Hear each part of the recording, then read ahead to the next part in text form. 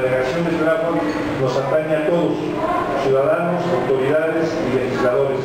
Por ello, urgimos a esta honorable Comisión de Presupuesto y Cuenta Pública nos ayude con recursos para el rescate y protección de nuestras áreas naturales. Sobre la adquisición del terreno comercial que ya se tiene en los ejidos en el polígono 1. No, desconozco el hecho que no.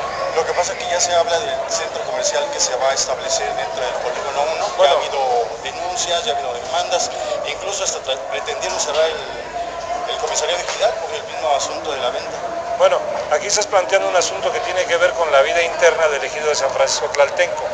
Ellos están discutiendo el destino que le quieren dar a un terreno, no hay formalizado nada.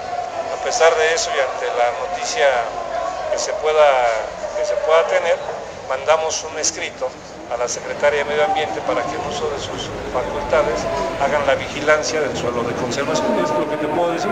Además no es un tema de la delegación, en todo caso es un tema de particulares que tienen las características de ser ejidatarios y dueños de esa tierra. Esa tierra no se le puede dar el destino que estás comentando porque es un área de reserva ecológica. Entonces no se va a vender. ¿No? Bueno, no sé si el centro comercial no se va a es vender. un asunto de ellos, no sé si la puedan vender o no, pero ahí no se puede hacer ninguna de las, bueno, no se puede hacer ninguna obra, para hablar.